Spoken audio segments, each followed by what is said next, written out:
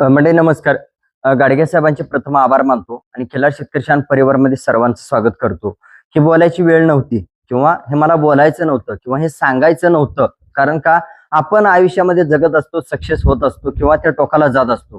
तर सक्सेस झाल्यानंतर टोकाला गेल्यानंतर कुणीही पाठीमागचं कष्ट सांगत नाही, संघर्ष सांगत नाही किंवा अडचणी सांगत नाही. त्या मात्र गाडगे साहेबांनी तांडूच्या राजाची मुलाखत घेतल्यानंतर काही कार्यकर्त्यांनी किंवा एकनिष्ठ खिलार प्रेमींनी, खिलार पालकांनी त्या व्हिडिओ अनुभवल्या आणि त्या व्हिडिओ अनुभवल्यानंतर मला परत जाणीव झाली. काय जाणीव झाली?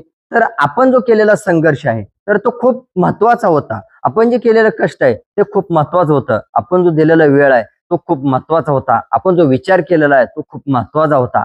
आपण परपंचावर लात मारून तिथपर्यंत पोहोचलो होतो, ती गोष्ट सुद्धा खूप महत्वाची होती.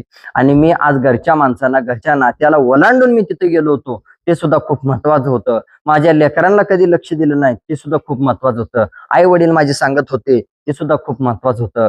आणि लोकांचं धुणं धुतंय तुमचं पोरग म्हणून आलेली माणसं डोळ्यानं बघत होते, ते सुद्धा खूप महत्वाचं होतं. हे सगळं महत्वाचं होतं. हे कधी समजलं?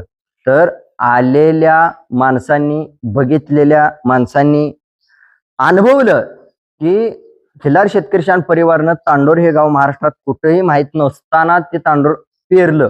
तर ते कशा पद्धतीनं पेरलं मी ह्या व्हिडिओच्या माध्यमातून सविस्तर सांगतोय. मग मला सांगा, जर आपण सक्सेस एखादा गाठला असेल तर ह्या ठिकाणी मी काय सक्सेस गाठलं किंवा आज माझा कुठल्या गोष्टीचा इतिहास झाला. इतिहास काय असा नवीन नव्हता, सक्सेस काय असं नवीन नव्हतं. पण जे पाहिजे त्याच गोष्टीवर भर द्यायचं काम मी केलं, बाकी काही केलं नाही. किंवा जे होतं, जे ओरिजिनल होतं, जे रिएलिटी होती, ती रिएलिटी जन्माला यावी, जगाला समजावी, इथून पुढे चालावी, यासाठी मी एक निमित्त मात्र काम केलं होतं. मात्र निमित्त मात्र काम करत असताना मला कधीच असं सिरियस वाटलं नाही किंवा कधीच असं मी अफाट दिले जगाला किंवा अफाट कुटुंबाला दिले असं कधीच वाटलं नव्हतं. मात्र गाडगे साहेबांच्या मुलाखतीमुळे जाणीव झाली. त्यामुळे परत एकदा मी आभार मानतो त्यांचे. तर ती चर्चासत्र झाल्यानंतर, संवाद झाल्यानंतर जर सगळा सकारात्मक प्रतिसाद आला असता तर ही व्हिडिओ बनवण्याची वेळ नव्हती.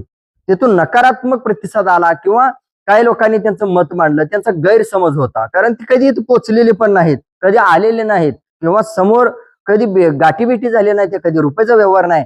अशा लोकांचा गैरसमज वाढला आणि त्या गैरसमजमधून अर्थात एक उदाहरण सांगतो. एखाद्या आंब्याची आडी आहे, चांगली आंबे आहेत त्या आडीमध्ये, आणि एखादा आंबा नासलाय, तर तो नासलेला आंबा हा व्यवस्थित काढून टाकला पाहिजे, तर बाकीचे आंबे व्यवस्थित राहतील. तर नासलेला आंबा जर आपण ठेवला त्या आडीमध्ये तर तो सगळ्या आंब्याला नासवतो. तसं खिलार दुनियेमध्ये काम करत असताना ओरिजिनल माणसाला जरी कोणी एखादा डाग लावत असेल